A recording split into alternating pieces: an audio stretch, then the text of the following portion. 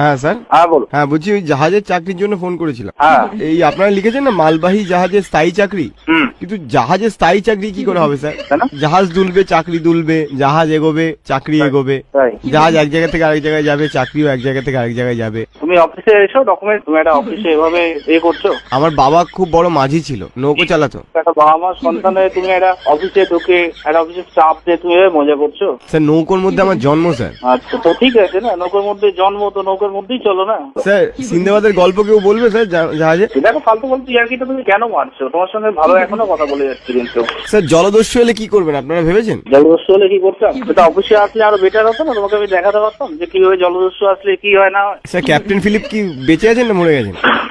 Hello hello হ্যাঁ, কি বাবা? স্যার বলছি নীল তিমি অ্যাটাক করলে সমুদ্রে কি করে বাঁচবো?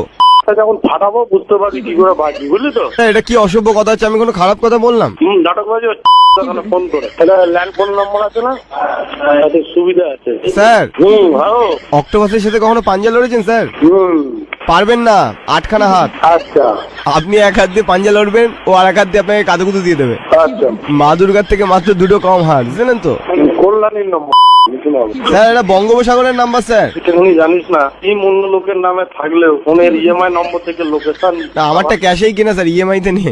বল, যা বলার বল, শর্টকাট বল, কি বলতে যাচ্ছিস বল। বলতে চাইছি স্যার আপনি কথা দিন যে আপনি আমার এই ফোন নাম্বারটা পুলিশের কাছে দেবেন। পুলিশের কাছে দেবো কি কার কাছে দেবো সেটা তো বল, কি ব্যাপার আছে কেন পুলিশের কাছে? স্যার জলদস্যুর কাছে দেবেন না স্যার, হেভি ভয় লাগে।